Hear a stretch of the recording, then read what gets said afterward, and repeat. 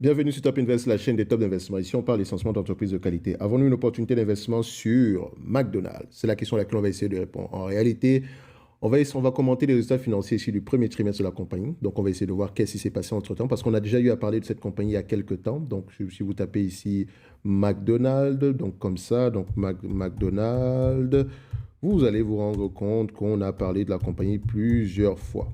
OK? Donc, on va juste faire une mise à jour, enfin, essayer de voir qu'est-ce qui s'est passé durant le trimestre précédent ici.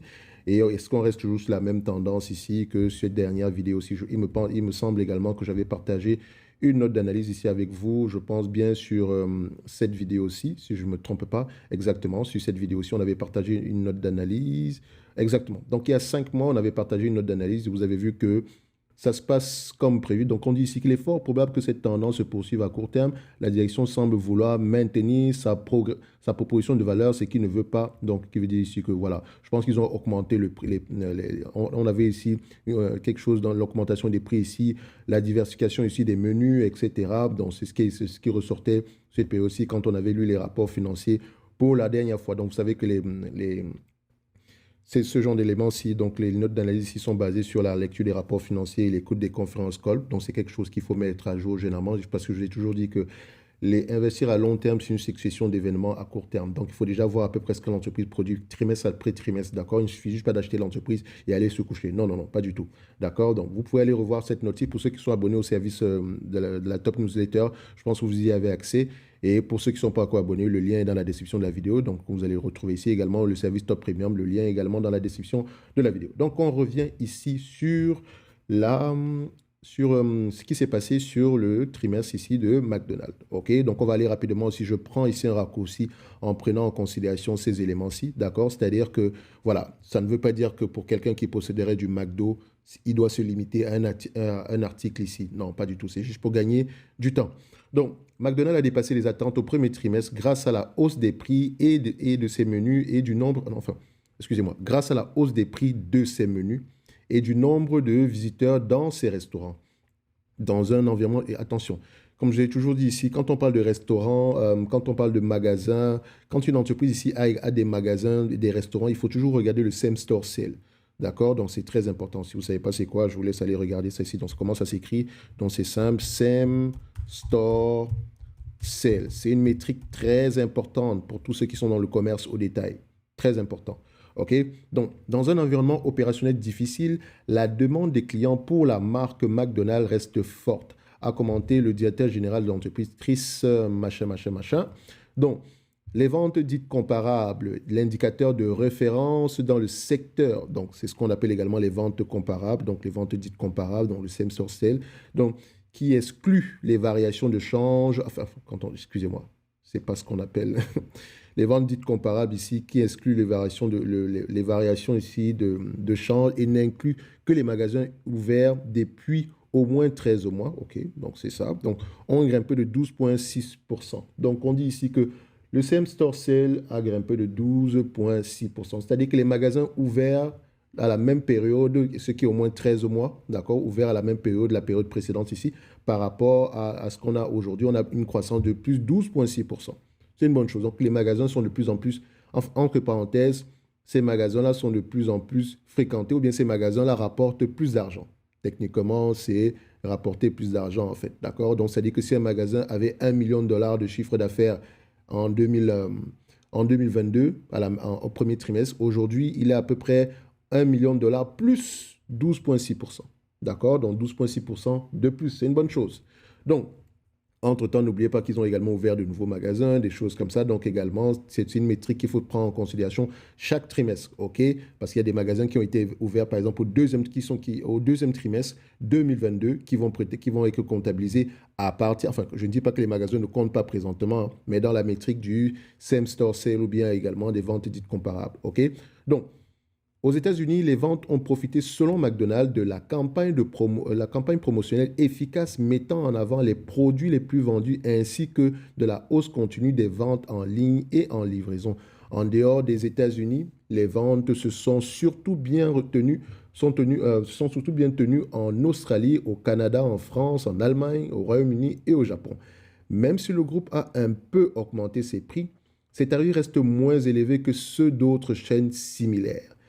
Le chiffre d'affaires global de l'entreprise a progressé de 4% à 5,9 milliards de dollars, donc de 8%, si on prend en considération ici le taux de change constant. Donc son bénéfice net a bondi de 63% à 1,8 milliard de dollars. Attention, quand on parle de bond de 63%, il faut aller regarder. Je pense qu'il y avait des éléments extraordinaires sur la période précédente également ici. Donc, un bond de 63% ne veut pas forcément dire ici que voilà, c'est 63% des bénéfices nets moyens. Non, il y a quelque chose qu'il faudrait aller regarder en supplément ici. C'est pas normal. Donc, ajusté par action et hors éléments exceptionnels, OK, il s'est affiché à 263 dollars l'action, soit au-dessus des 233 attendus par les analystes. Donc, on a plutôt eu 233 dollars l'action, alors qu'on s'attendait à 2,63 $. Ce qui est une bonne chose. Donc, on va regarder ici, par rapport à la période précédente, qu'est-ce qu'on avait ici en termes de bénéfices nets. Q1, on s'attendait à 2,33 $, on a eu 2,63 $. Donc, par rapport, enfin, on n'a pas le premier trimestre de l'année précédente ici, mais vous remarquez une chose ici, c'est que il y a dû avoir un élément exceptionnel à cette période-là. Il y a de fortes chances que ce soit le cas. On peut également le voir ici, enfin, pas que je peux le voir, mais on peut également vérifier ça ici sur Coifin, McDonald's. C'est une belle entreprise, hein, faites attention, c'est une très très belle entreprise. Donc, on va mettre ici EPS, on va mettre ici, je vais les mettre ici en dilute.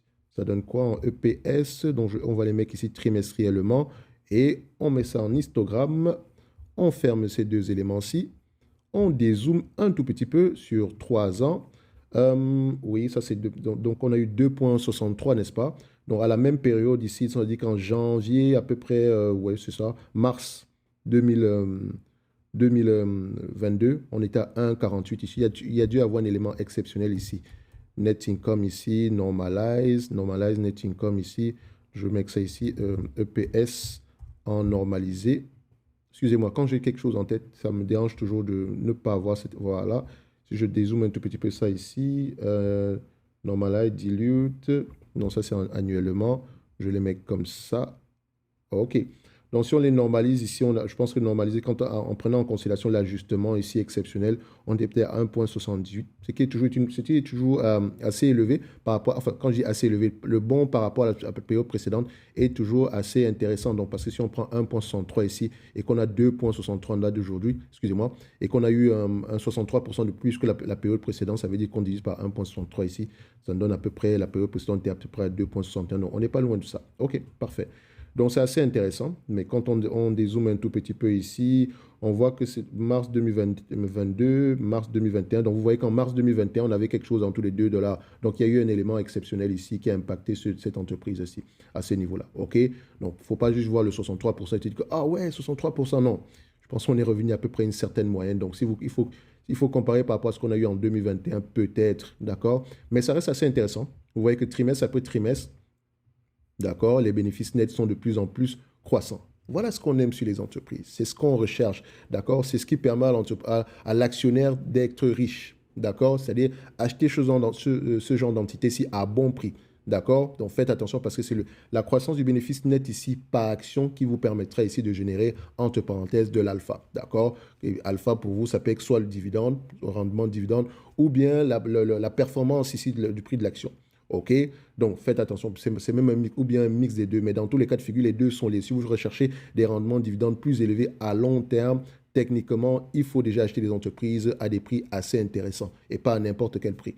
Donc, pour revenir ici sur Coca-Cola en termes d'évaluation, donc on voit ici que, voilà, en termes d'évaluation, qu'est-ce que ça va nous donner en date d'aujourd'hui? Donc, excusez-moi, Coca-Cola, parce que j'ai fait Coca-Cola tantôt.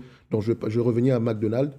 Qu'est-ce que ça nous donne ici en termes d'évaluation? On a connu un bon trimestre. Semble-t-il que l'année 2023 s'annonce assez bien ici. Ça reste également la consommation durable. OK?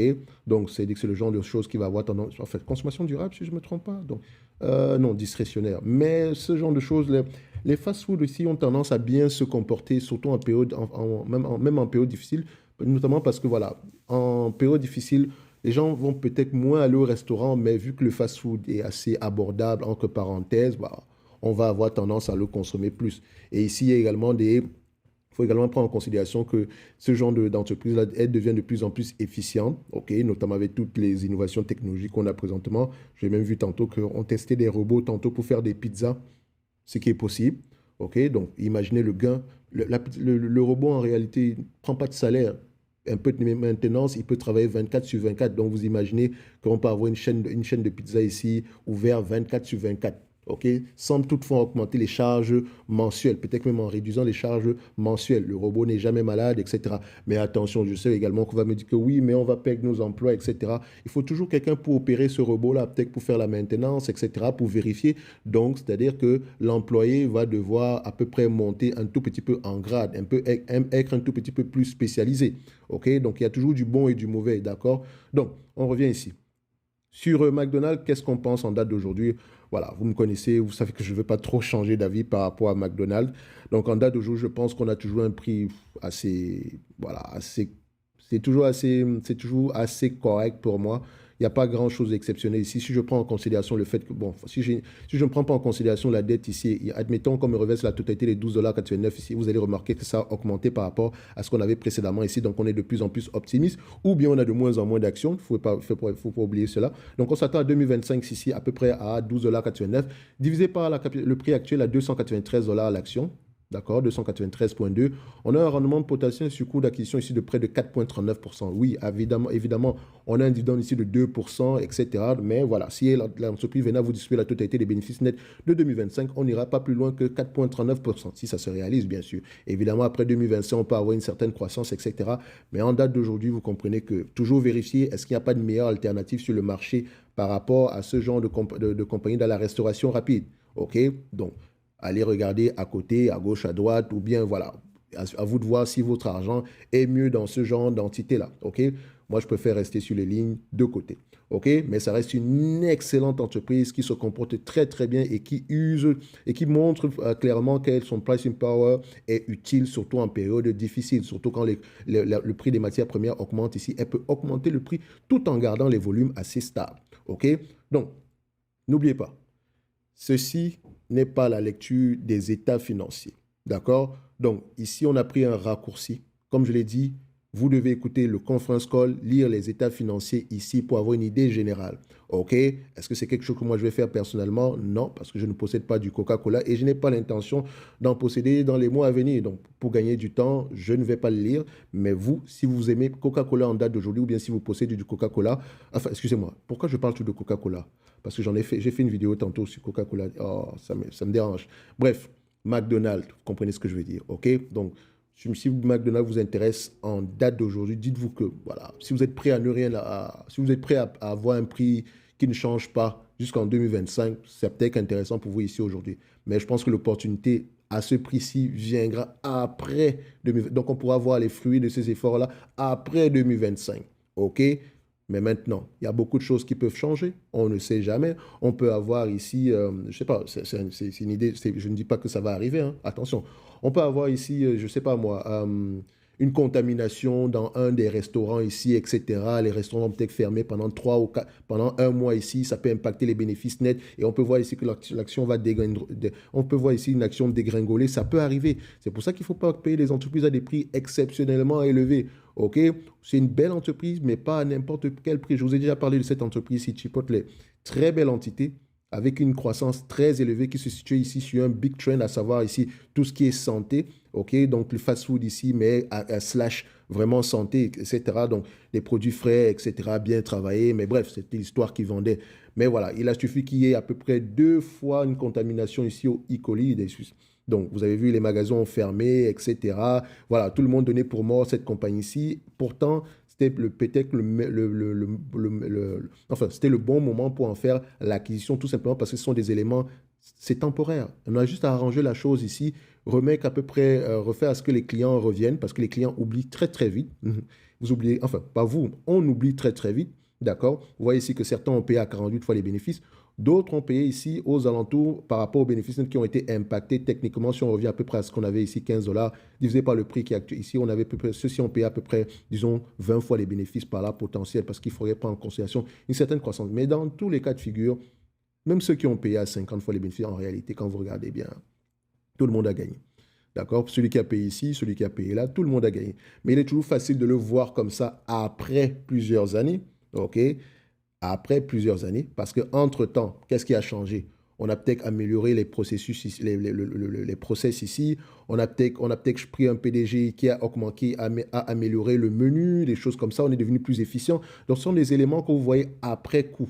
C'est pour ça que je dis toujours, une entreprise, ce n'est pas que ces chiffres-là. Il faut aller comprendre ce que l'entreprise fait, quelle est sa proposition de valeur ici et est-ce que par rapport à ce que le marché, les autres que ses compétiteurs proposent ici, est-ce qu'elle a du potentiel de croissance? OK? Donc, ou bien un potentiel d'amélioration des marges ici. OK? Donc, c'est une belle entité. Est-ce qu'aujourd'hui, le prix actuel est intéressant? Je vous dirais que à la limite, on est assez correct, surtout si on garde un certain niveau de croissance assez élevé ici. Donc, le prix actuel par rapport à ce qu'on pourrait avoir ici en 2023, ici, si on fait ça, 64, je vais l'arrondir, 64 divisé par 1800. C'est une belle entreprise, hein. Donc, j'en parle ici parce que je sais que vous allez la mettre sur votre watchlist. Donc, on a 3,55, mais c'est une entreprise qui peut avoir une croissance assez élevée également dans les années à venir. Si on enlève juste la courbe des bénéfices du prix ici, on ferme également le price to earning ici et qu'on garde juste les bénéfices nets ici. Vous voyez que sur les 7 dernières années à peu près. Donc, je vais prendre juste cette période-ci. Voilà. Donc, sur cette période-ci, on a à peu près une croissance de 11%. OK? En croissance en moyenne des bénéfices nets de 11%. Admettons juste qu'on prend du 5% en moyenne pour les années à venir. On peut toujours avoir quelque chose d'assez intéressant. Donc, il me semble que la croissance qui est estimée à peu près à ce niveau-ci, donc on va juste reprendre ça ici. Donc, la croissance attendue à ce niveau-ci est de combien? On s'attend à peu près à du 20%. Attendez. Oui, c'est ça. On s'attend à peu près à du 22% de croissance en moyenne sur cette période-ci. Maintenant, ça va provenir d'où? Point d'interrogation. Mais bref, ici, on était là pour parler de McDonald's. Belle entité. Au prix actuel, rien d'exceptionnel. OK? Donc, toujours comparer. Il faut être très cheap en ce moment. D'accord? Comparer à ce que le marché peut vous proposer ici aujourd'hui. Et si c'est McDonald's qui vous intéresse, faites ce que vous avez à faire. OK? Donc, ceci n'est que mon avis. Il y en a un conseil d'investissement et comme d'habitude, je me réserve le droit de me tromper et on se donne rendez-vous sur la prochaine vidéo. Merci.